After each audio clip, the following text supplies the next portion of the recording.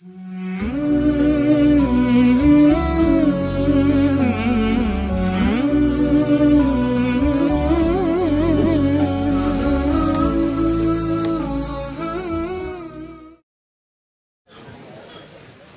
sama-sama kita hormati para alim ulama, para kiai, para asatidz, wabil khusus orang tua kita, guru kita bersama, Buya yang hadir bersama kita, dan segenap daripada keluarga besar Miftahul Ulum yang insya Allah Allah Subhanahu wa Ta'ala memberikan keberkahan untuk kita semuanya. Hadirin hadirat yang dimuliakan Allah Subhanahu wa Ta'ala, tentunya kita harus memahami bahwasanya Allah Subhanahu wa Ta'ala menciptakan kita di muka bumi ini semata-mata untuk tunduk ibadah dan patuh pada Allah.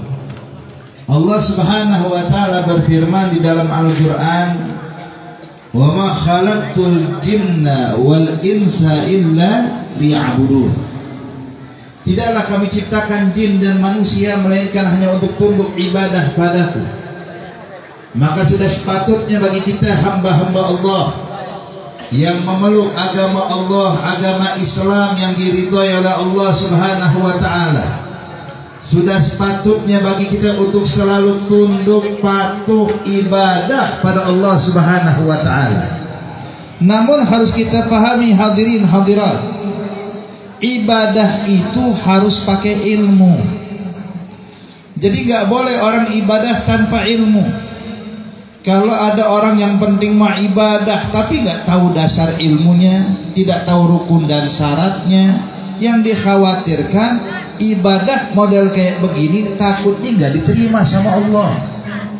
Sebagaimana disebutkan oleh Imam Ibn Ruslan dalam kitab Safwatuz Zubatnya, wa kullu man bi ghairi ilmin ya'malu a'maluhu mardudatun la tuqbalu. Setiap orang yang beramal tanpa didasari ilmu, sholat tanpa tahu hukum-hukumnya, khawatirnya sholatnya nggak diterima. Puasa pun juga sama, zakat pun juga hadirin. Jadi bukan berarti yang penting mah saya sholat, yang penting saya puasa, yang penting saya tunaikan zakat. Nggak begitu dalam ajaran Islam. Nabi Muhammad diutus oleh Allah sebagai pendidik. Innama bu'ithtu mu'allima. Saya diutus oleh Allah sebagai pendidik, mengajarkan cara ibadah yang benar, cara tunduk dan patuh pada Allah. Ini sebab pernah kejadian hadirin hadirat yang dimuliakan Allah di masanya Nabi Muhammad. Jadi pernah ada satu orang Badui, dia datang dari luar kota Madinah, pengen mampir ke Madinah, pengen ngobrol sama Nabi, ada hajat yang pengen diutarakan pada Rasulullah. Begitu sampai ke dalam Masjid An-Nabawi di kota Madinah, didapati Nabi baru saja kelar sholat, baru selesai sholat. Maka nih orang Badui sadar diri, dia belum sholat. Kalau dia langsung nanya kepada Nabi Muhammad, kemudian Nabi tanya udah sholat atau belum, kalau dia bilang sudah, dia berbohong. Dia bilang belum, pasti disuruh sholat dulu. Maka dia pikir ya sudahlah, saya sholat terlebih dahulu sebelum disuruh sama Nabi Muhammad. Cuman masalahnya Pak, dia nggak tahu rukun, tidak tahu syarat, tidak tahu ilmu ibadah sholat yang benar, hingga dia hanya mempraktekkan sholat apa yang dia tahu. Dia ucapkan takbir, dia sholat, dan Nabi menyaksikan sholatnya sang Badui tadi. Ternyata sholatnya hadirin masih banyak kurangnya, banyak rukun yang ditinggalkan, hingga sholatnya tidak sah menurut pandangan syariat. Selepas salam, Nabi nengok pada orang Badui ini. Nabi bilang, ya fulan, hai fulan, kata Rasulullah. Dijawab, labbaik ya Rasulullah. Qala salli fa innaka lam tusalli. Salatlah engkau belum mendirikan salat, kata Rasulullah. Ini orang Badui bingung. Ya, saya udah kelar salat kok dibilang belum salat. Oh, mungkin Nabi nggak melihat, ya sudahlah. Perintah Nabi nggak boleh ditolak. Salat Pak yang kedua kali. Nah masalahnya sholat yang kedua dengan sholat yang sebelumnya sama, sebab cuma itu yang dia tahu. Begitu dia sholat yang kedua kali, Nabi kembali menoleh dan Nabi lihat banyak kurangnya. Begitu kelar sholat yang kedua, Nabi kembali panggil orang ini, fulan, labbaik, salli fa innaka lam tusalli. Sholatlah engkau belum mendirikan sholat. Bingung nih sahabat, 2 kali saya sholat, Nabi bilang belum sholat. Jangan-jangan Nabi nggak tahu saya udah sholat. Sudahlah, perintah Nabi nggak boleh ditolak. Dia bangun. Cuman yang ketiga dia geser sedikit hadirin ke posisi yang pasti bisa dilihat sama Nabi. Dan dia sengaja nggak langsung takbir, Pak. Nungguin sampai Nabi nengok dulu pada dia. Dia duduk diri lama, diintip Rasulullah, dilihat Rasulullah sampai Nabi nengok pada dia. Dia bilang, sekarang waktunya, Allahu Akbar. Sekarang yakin Nabi udah lihat dia sholat. Cuma sholat yang ketiga sama dengan sholat sebelumnya. Begitu salam daripada sholat, Nabi kembali berkata, fulan, labbaik ya Rasulullah, salli fa innaka lam tusalli. Sholatlah engkau belum mendirikan sholat, kata Rasulullah.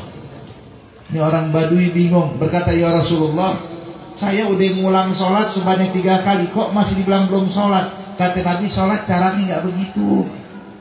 Sholat ada rukunnya, sholat ada cara-caranya.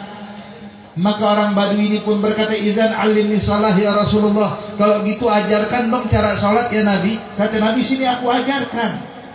Diajarkan sama Rasulullah cara sholat, Bu. Pertama, berdiri bagi yang mampu, takbiratul ihram, baca tayassara al-Quran, suratul Fatihah, kemudian ruku', tuma'nina, i'tidal, tuma'nina, diajarkan semua rukunnya. Maka begitu dia sudah paham cara sholat yang benar, baru dia mendirikan sholat yang berikutnya. Begitu dia kelar, Nabi bilang, sekarang kamu baru mendirikan sholat. Tuh. Jadi jangan pernah kita jauh-jauh dari majelis ilmu. Pengen dekat sama Allah tapi jauh dari majelis ilmu, ya ini nggak bakal dekat akhirnya. Pengen dekat sama Allah tapi nggak mau dekat ulama, ya jauh orang kayak begini. Pengen dekat dengan Allah Subhanahu wa Ta'ala tapi nggak pernah ngaji, nggak pernah duduk sama ulama, nggak pernah ngambil sanad dari para ulama. Yang kayak begini hadirin, nggak tahu ini makin jauh apa makin dekat. Yang ada sih makin jauh dari Allah. Makanya hadirin, Allah dia bilang dalam Al-Quran, yahsabuna annahum yuhsinuna sun'a. Mereka menyangka telah melakukan banyak kebaikan, padahal tidak ada kebaikan sama sekali yang mereka lakukan. Kenapa? Sebab melakukan ibadah tanpa dasar ilmu. Maka alhamdulillah adanya pondok pesantren Miftahul Ulum di tengah-tengah kita hadirin. Ini kesempatan bagi kita hadirin hadirat untuk mengkaji dan memahami cara ibadah yang benar, biar semua ibadah kita diterima sama Allah. Amin ya Rabbal alamin. Dan tahu nggak, orang yang punya ilmu, Bu, itu akan dimuliakan Allah. Lihat, ketika Allah ciptakan Nabi Adam alaihissalam, Allah nyatakan di dalam Al-Quran, ini ja'ilun fil ardi khalifah. Saya akan jadikan di muka bumi ini khalifah, kata Allah. Khalifah di sini, Bu, Pak, bukan berarti pemimpin suatu negara, pemimpin suatu kaum, bukan. Khalifah yang dimaksud adalah orang yang mau menegakkan agama Allah dalam pribadinya.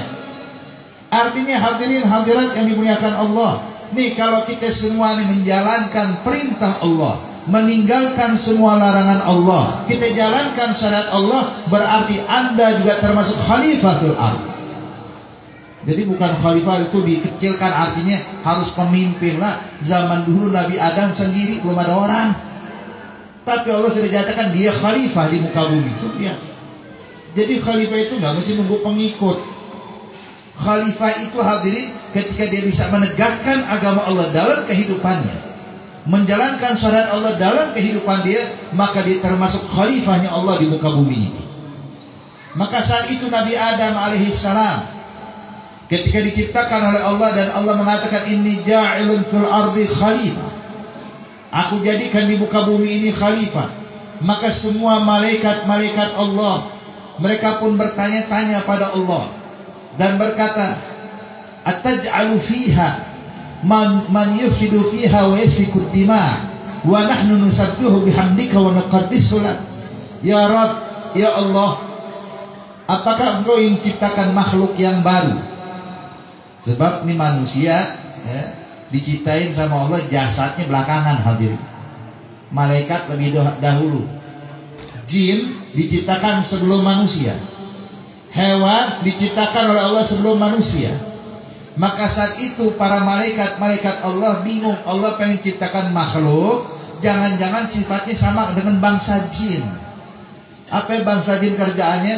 Bangsa jin itu kerjaannya kala itu hadirin, yang dipantau oleh malaikat, yang dinilai oleh malaikat, yufsidu fil ard, berbuat kerusakan di muka bumi, wa yasfiku dima, dan saling menumpahkan darah.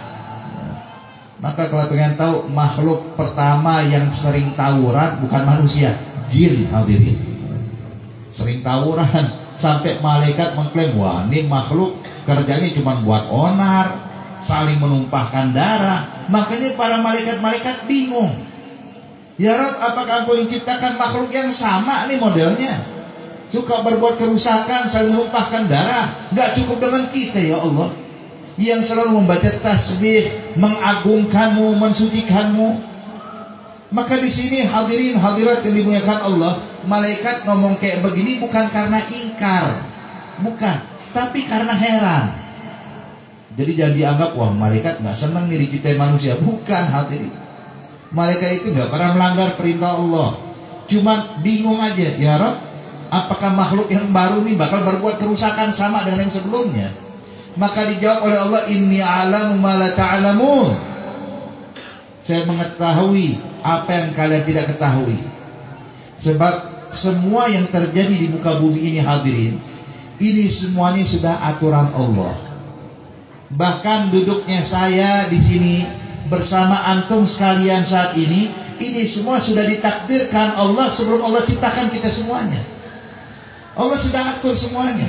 Wallahu khalaqakum wa ma ta'malun.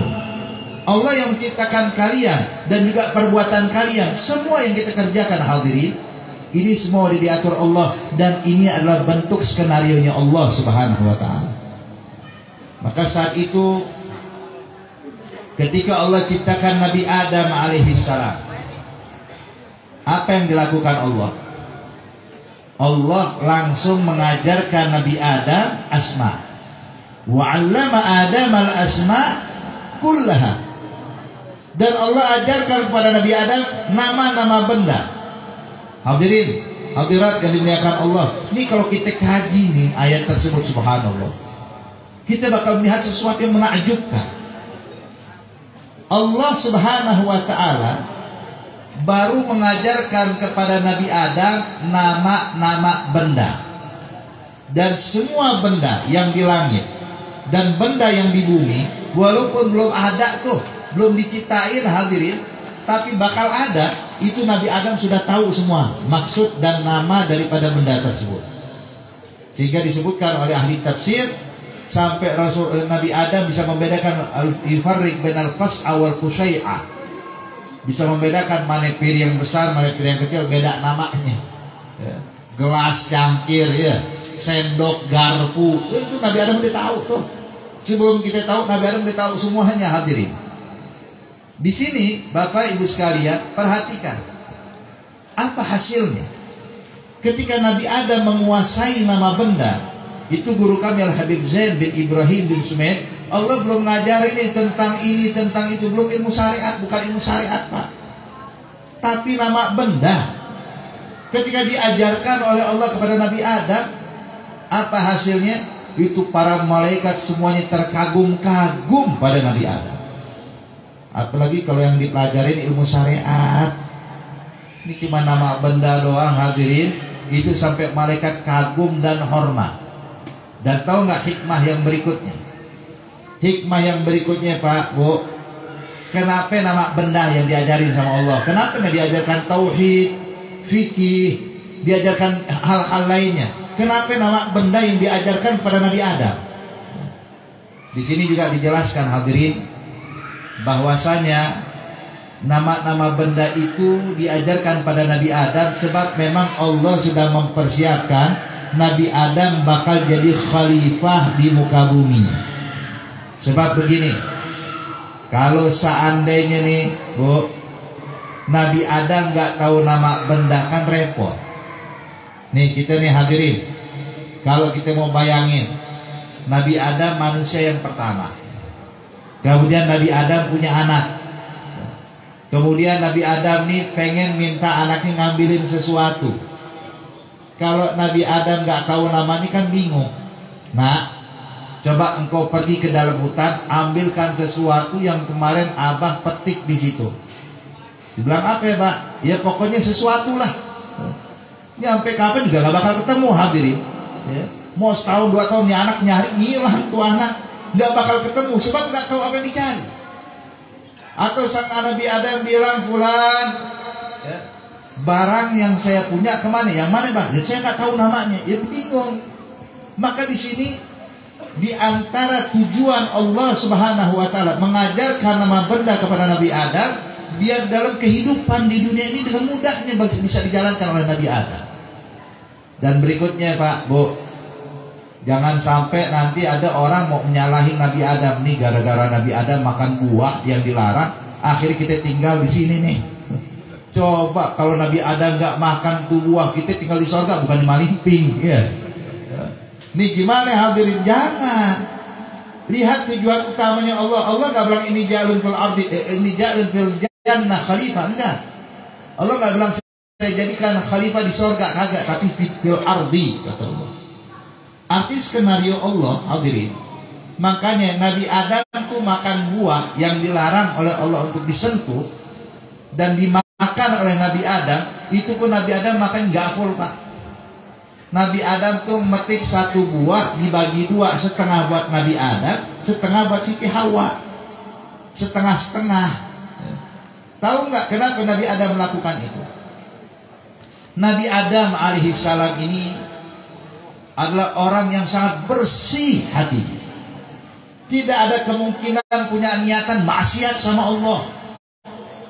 Tidak ada kemungkinan niat untuk melakukan hal yang dibenci dan diharamkan Allah.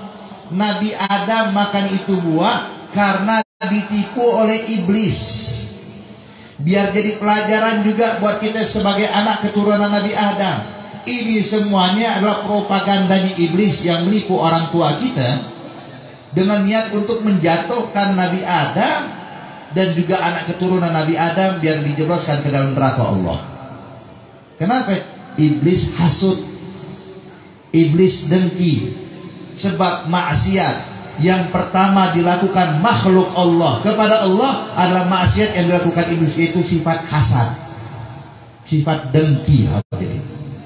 Makanya kenapa ini iblis ini dengki? Kenapa sih Nabi Adam lebih dimuliakan dari dia? Hingga iblis berkata, khalaqtahu min tinin wa khalaqtani min narin wa khalaqtahu min tin. Ya Allah, kau ciptakan saya kan dari api, kau ciptakan dia dari tanah. Api lebih manfaat dibandingkan tanah. Api lebih indah dibandingkan tanah. Lalu kenapa saya harus sujud pada Nabi Adam? Kenapa saya harus hormat pada Nabi Adam? Nih sebabnya hadirin.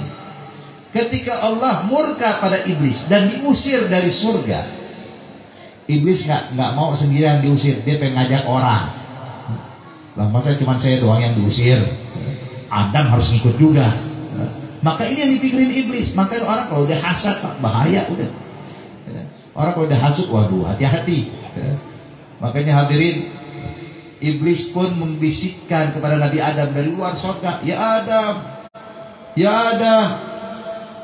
engkau pengen gak hidup kekal abadi di dalam surga? Nabi Adam waktu dibilang kayak gitu berkata, siapa yang gak mau? Mau, saya mau. Dan Nabi Adam nggak nganggap nih iblis sebagai musuhnya kali itu hadirin. Kata Nabi Adam, saya mau. Dia bilang, kalau begitu ya Adam, itu buah yang dilarang sama Allah, kalau ente petik, ente makan, maka engkau akan kekal abadi dan dapat kemuliaan di sisi Allah. Nabi Adam jadi dorongan melakukan tersebut pengen dekat sama Allah, bukan karena pengen melanggar Allah. Beda sama kita. Kita kalau maksiat, tahu ini haram, cuma tetap kita langgar. Jadi kalau maksiat jadi dosa sama Allah, nggak apa-apa deh. Lagi pengen maksiat. Tapi kalau Nabi Adam enggak. Bukan karena pengen melakukan hal yang dibenci Allah, bukan. Harapan dia bisa dekat sama Allah karena tipu daya iblis. Makanya Sayyidina Hasan al-Basri bilang, jangan sekali-kali kalian menyalahkan orang tua kita Nabi Adam alaihissalam yang memakan buah yang dimakan tersebut hingga diturunkan ke dunia. Kenapa? Itu Nabi Adam, Bu, makannya metik cuma satu buah, bagi dua, setengah buat beliau, setengah buat istrinya. Coba kalau kita gantiin posisi Nabi Adam, kata Sayyidina Hasan al-Basri, bukan satu buah, satu pohon sampai akar-akarnya kita makan. Daunnya kita jadiin lalap, hadirin ya. Makanya di sini Nabi Adam lihat, ketika diturunkan ke muka bumi, ini memang sudah skenario Allah. Dan juga jadi pelajaran buat kita, jangan pernah percaya dengan bujuk rayunya iblis. Tahu bujuk rayu iblis, pengen kita jauh dari Allah, pengen kita melanggar perintah Allah. Makanya hadirin, kalau dengan ilmu mah insya Allah kita bisa makin dekat sama Allah Subhanahu wa ta'ala. Dan lihat, itu Bu, orang yang hafal nama benda dihormati oleh malaikat Allah sampai malaikat sujud. Lalu gimana kalau seandainya kita belajar ilmu syariat, kita belajar ilmu agama Allah untuk menjalankan semua ketatan dan keibadahan kepada Allah dengan benar, maka itu para malaikat lebih hormat dan lebih ta'zim lagi. Bahkan Bapak Ibu sekalian, hormatnya malaikat bukan hanya kepada para ulamanya, tapi bahkan kepada para penimba ilmu agama Allah. Sampai disebutkan di dalam hadis, kata Rasulullah, innal malaikah la tadau ajnihataha li talibil ilmi ridhan bima yasna. Sesungguhnya para malaikat Allah membentangkan sayapnya rela untuk dilalui dan dilakukan apapun oleh para penimba ilmu agama Allah. Ini kita Bu, Pak, ini yang hadir semuanya nih, kita semua penimba ilmu agama Allah nih. Jadi bukan cuma santri yang ada di hadapan kita, tapi semua yang hadir tanpa terkecuali, yang besar, yang kecil, yang tua, yang muda, yang laki-laki, yang perempuan, siapapun yang hadir saat ini, kita termasuk para penimba ilmu agama Allah. Dan ketahuilah ya ahbab, ini kita duduk sekarang nih, ada yang duduk di atas kursi, duduk di atas terpal, duduk di atas lantai, duduk di atas karpet. Ketahuilah hadirin, pada hakikatnya kita lagi duduk di atas karpet sayap malaikat Allah. Kalau orang-orang hebat kan yang namanya artis, pengennya karpetnya karpet apa tuh? Karpet merah ya. Turun dari mobil mau masuk ruangan yang dibentangin karpet merah, hadirin. Kalau bukan artis mah dilarang injek, betul. Ente pejabat bukan, artis bukan sana, lewat tanah, lewat rumput. Ini khusus buat orang VIP, artis, kemudian juga pejabat dan lain-lainnya. Karpet merah disiapkan, hadirin. Bu, kalau nggak bisa nginjek karpet merah, jangan kecil hati. Kita nggak bisa nginjek di situ, kita bisa injek di rumah kita, betul. Beli aja karpet merah di pasar, ukuran semeter kali semeter, kita injek-injek boleh. Guling-gulingan silahkan, nggak ada larang, hadirin. Artinya kalau cuma karpet doang urusannya, siapapun bisa nginjek. Tapi karpet sayap malaikat Allah nggak sembarang orang yang bisa menginjaknya. Cuman antum, kita semua nih, para penimba ilmu agama Allah, kita saat ini lagi berdiri dan duduk di atas karpet sayap malaikat Allah. Insya Allah Allah Subhanahu wa ta'ala memberikan futuhul arifin buat kita semuanya. Amin ya rabbal alamin. Jadi intinya Bapak Ibu sekalian, ilmu itu penting. Sebab ilmu itu lentera dalam kehidupan kita. Jadi kalau saya mau ibaratkan nih, hadirin hadirat, tadi kita dalam perjalanan, Masya Allah, kita lewatin tuh daerah-daerah, ya mungkin ya kebun karet dan lain-lain, itu bukan main ya. Tuh kalau seandainya coba jalan nggak pakai lampu, bingung kita. nggak tahu ada bahaya, ada binatang buas di hadapan kita. Makanya lampunya itu adalah ilmu. Kalau kita punya ilmu, terang ke jalanan. Semakin banyak ilmunya, makin terang. Sehingga kita bisa tahu mana yang berbahaya, mana yang tidak berbahaya, mana yang halal, mana yang haram, mana yang diridhai oleh Allah, mana yang dibenci Allah, dengan ilmu.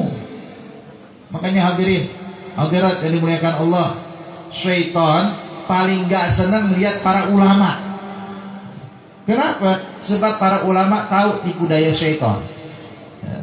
Tapi kalau orang gak ngerti ilmu, waduh, ke bawah sama syaitan gampang. Maka disebutkan satu orang alim lebih sulit bagi syaitan menghadapinya dibandingkan 1000 ahli ibadah. Min alfi abid. Jadi kalau ada 1000 ahli ibadah, itu syaitan menyesatkan ini gampang, Bu. Tapi satu ulama, ya Allah, susahnya bukan main. Kenapa? Tahu tipu daya syaitan. Nih, saya mau kasih contoh nih, hadirin hadirat. Al-Imam Ahmad ibn Hanbal radhiyallahu ta'ala anhu arda, imam mazhab, muridnya Imam Syafi'i. Ini Imam Ahmad bin Hanbal, hadirin, pada saat lagi sakaratul maut, sakit menjelang wafat. Saat itu Imam Ahmad bin Hanbal berbaring dan dihadiri oleh beberapa murid-murid besar beliau, murid-murid seniornya. Duduk di samping Imam Ahmad. Ada yang membacakan Al-Quran, ada yang membacakan zikir pada Allah. Kenapa? Demi niatan biar mempermudah keluarnya roh daripada jasadnya Imam Ahmad bin Hanbal. Subhanallah hadirin, tiba-tiba Imam Ahmad ngalamin masa ghaibubah, tidak sadarkan diri, sehingga semua yang hadir panik. Begitu Imam Ahmad mengalami masa ghaibubah, ada satu murid seniornya Imam Ahmad mendekat, buru-buru mentalkinkan kalimat tauhid, membisikkan ke telinga Imam Ahmad mengucapkan la ilaha illallah, dengan harapan Imam Ahmad bisa mengucapkan kalimat la ilaha illallah. Sebab disebutkan dalam hadis, Bu, man kana akhir kalamihi minad dunya la ilaha illallah dakhala al-jannah. Barang siapa yang ucapan terakhirnya di dunia ini la ilaha illallah, pasti masuk surga. Maka dibisikkan nih ke telinga Imam Ahmad. Muridnya bilang la ilaha illallah, la ilaha illallah. Itu Imam Ahmad menjawab mengatakan la, tidak dan tidak. Bingung semua murid. Ini Imam Ahmad, ulama besar, orang saleh, tapi kenapa waktu ditalkinkan kalimat tauhid malah menjawab tidak dan tidak, hingga semua yang di ruangan tersebut gempar, habis panik, menangis nih keadaan gurunya. Tahu-tahu nggak lama Imam Ahmad pun kembali sadar. Waktu kembali sadar melihat semua orang lagi pada nangis, ditanya sama Imam Ahmad, "Gal mayubkikum?" Apa yang membuat kalian menangis? Satu murid cerita tentang kejadian barusan. Ya Imam Ahmad, kami pikir itu di akhir hayatmu. Kami khawatir kalau engkau bakal dicabut nyawanya oleh Allah. Maka kami bacakan talqin la ilaha illallah, kau malah menjawab tidak. Kami khawatir kau meninggal bukan dalam keadaan husnul khatimah. Maka Imam Ahmad bilang, hai muridku, saya mengucapkan tidak bukan menjawab kalian, tapi saya lagi jawabin iblis yang barusan datang pada saya. Ini iblis datang pada saya sambil gigit jari. Terus ngomong saya, hebat kau ya Ahmad, kau menang dari saya. Hebat kau ya Ahmad, saya ngaku kalah darimu. Hebat kau ya Ahmad, saya gak bisa menyesatkanmu. Maka saya tahu apa tujuan iblis. Selagi hayatku masih di kandung badan, selagi saya masih hidup, saya belum bisa selamat dari godaan iblis dan tipu daya iblis. Maka saya bilang tidak dan tidak. Saya belum menang darimu, engkau belum kalah dari saya, dan saya belum selamat dari tipu dayamu ya iblis. Hai murid-muridku, tahukah kalian kenapa kok iblis kelihatan nyerah sama saya? Jangan percaya. Kenapa? Sebab iblis ini berharap saya bilang iya, saya menang dari dia. Iblis berharap, saya bilang iya, dia kalah dari bahwa iblis kalah dari Imam Ahmad. Kenapa? Biar kalau saya bilang iya, timbul sifat ujub, timbul sifat bangga hati, sehingga akhirnya saya meninggal dalam keadaan ujub, alias meninggal dalam keadaan maksiat pada Allah. Itu tujuan iblis tuh. Ini untungnya Imam Ahmad Pak, coba kalau kita. Iblis bilang, hebat ente Pak, saya ngaku kalah. Kita bakal bilang apa? Oh iya saya sholat malam 2 rakaat, itu pun kadang-kadang ya. Saya kalau sholat berjamaah walaupun kadang lupa berapa rakaat. Tuh kita tuh. Tapi kalau orang punya ilmu enggak, tahu tipu daya iblis, tahu nih arahnya kemana. Nih iblis ngomong apa, tahu arahnya kemana. Bahkan pernah sekali, hadirin, Al-Imam Syekh Abdul Qadir Jailani, mungkin banyak yang tahu kisah ini, cuma munasib kalau kita sampaikan saat ini. Al-Imam Syekh Abdul Qadir Al-Jailani radhiyallahu ta'ala anhu arda, beliau pernah di suatu malam pengen munajat pada Allah, pengen khalwah. Dia keluar dari rumahnya pengen ke tempat khalwahnya beliau. Di tengah malam tahu-tahu dia melihat cahaya terang benderang dari atas langit. Malam, zaman dahulu belum terang kayak begini, ada lampu hadirin. Tiba-tiba tampak cahaya yang sangat terang di langit sana. Begitu terangnya sampai Syekh Abdul Qadir pun berhenti menyaksikan cahaya tersebut. Kagum, tengah malam kok ada cahaya terang kayak begini. Syekh Abdul Qadir menyaksikan cahaya tersebut sampai terdiam hadirin. Tahu-tahu keluar suara dari cahaya tadi, mengatakan, ya Abdul Qadir, anta abdi, ya Abdul Qadir, anta habibi, ya Abdul Qadir, laqad rafa'tuka ila makanin 'ali, i'mal ma syi'ta watruk ma syi'ta. Bilang, ya Abdul Qadir, engkau adalah hambaku. Wahai Abdul Qadir, engkau adalah kekasihku. Wahai Abdul Qadir, engkau telah aku angkat ke derajat yang sangat tinggi. Lakukan apapun yang kau inginkan, tinggalkan apapun yang kau inginkan. Tidak ada lagi kewajiban bagimu. Engkau tidak lagi jadi mukallaf, telah aku angkat ke derajat yang sangat tinggi, kata suara ini. Itu Syekh Abdul Qadir Pak. Tadinya mengagumi itu cahaya, cuma habis dengerin suara berubah pandangan Syekh Abdul Qadir. Dia pandang cahaya ini dengan pandangan tajamnya. Kemudian dia berkata, uskut anta ya aduwullah. Diamlah engkau, hai musuh Allah, saya tahu engkau adalah iblis. Maka cahaya yang terang benderang tahu redup sebelum hilang ini cahaya, ngomong, ya Abdul Qadir, ente tahu dari mana kalau saya iblis? Kata Syekh Abdul Qadir, gimana gak tahu ya iblis? Ada makhluk yang lebih mulia dari saya, ada makhluk yang lebih afdal dari saya. Dialah nabiku, Nabi Muhammad sallallahu alaihi wasallam, yang mana Rasulullah nggak pernah diizinin maksiat.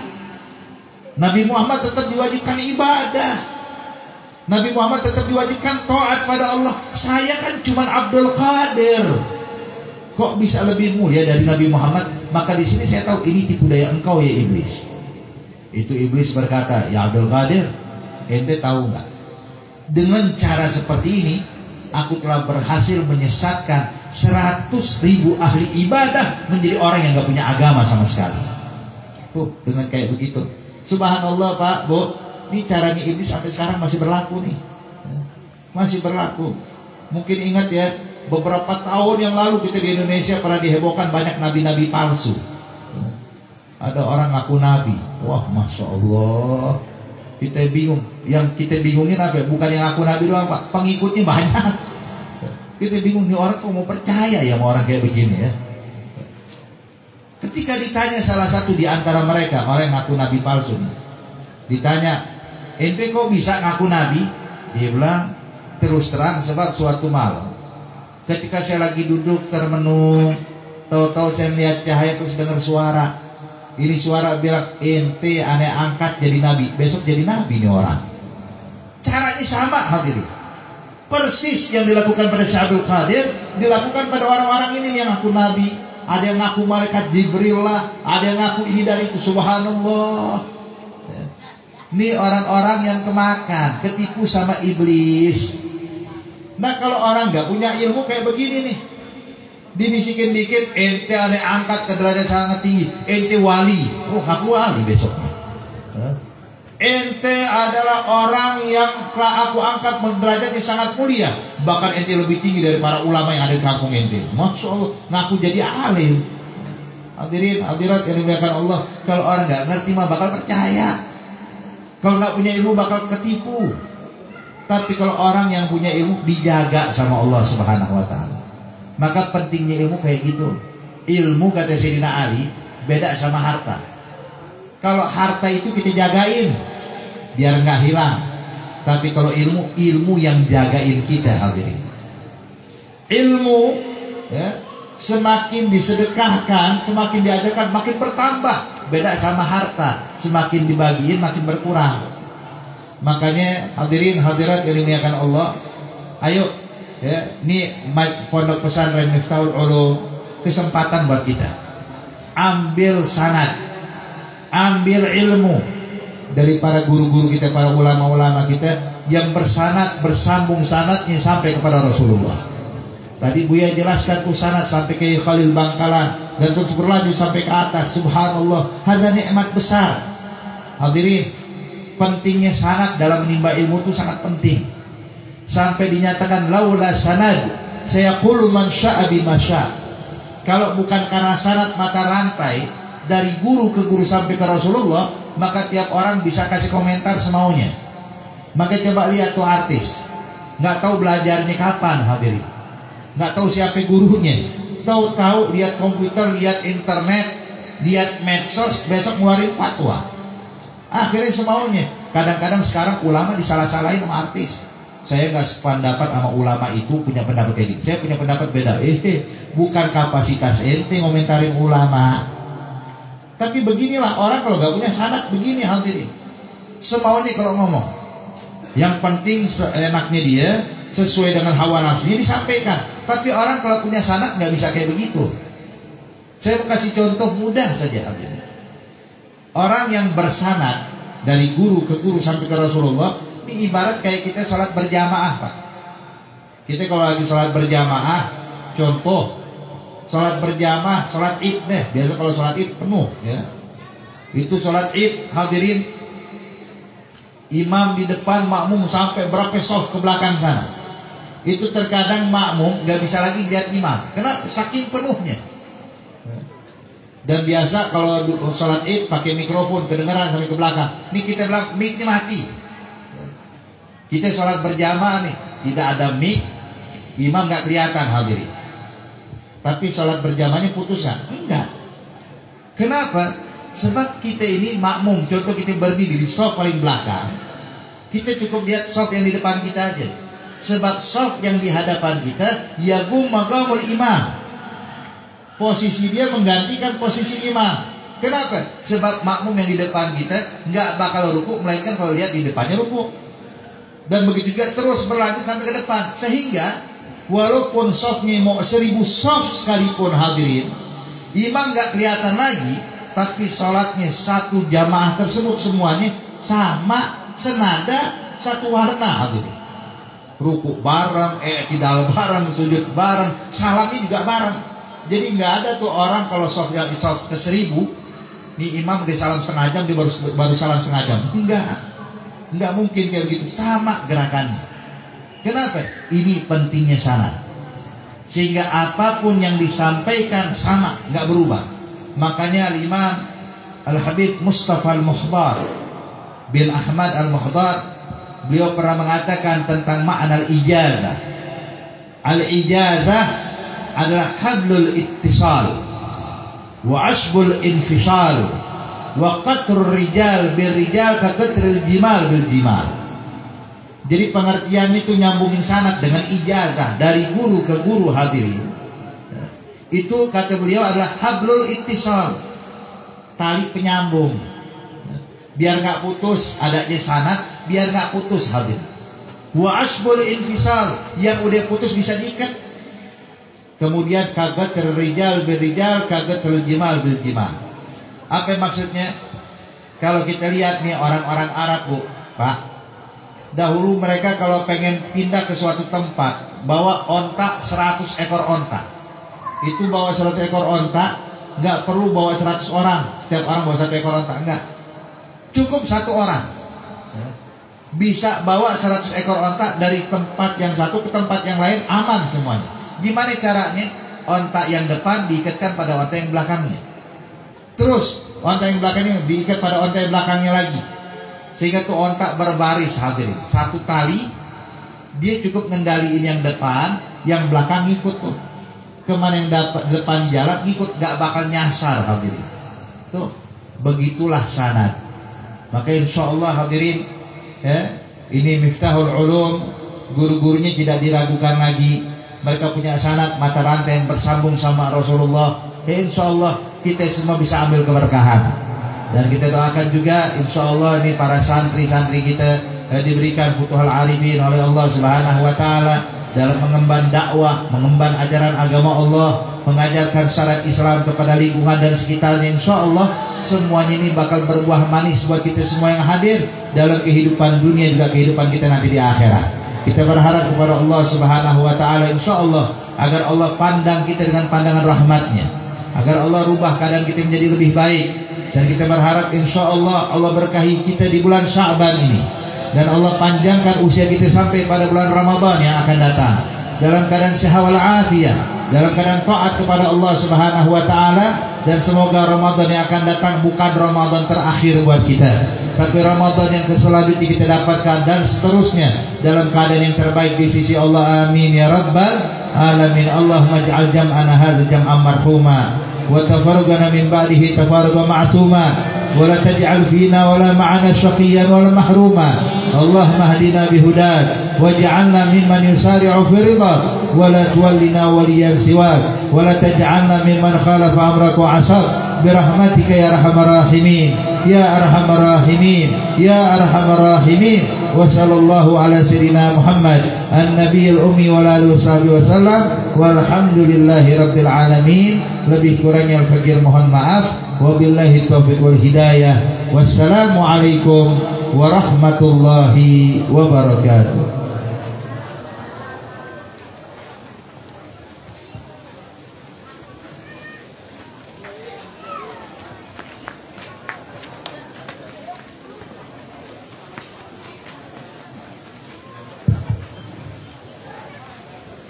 Waalaikumsalam warahmatullahi wabarakatuh.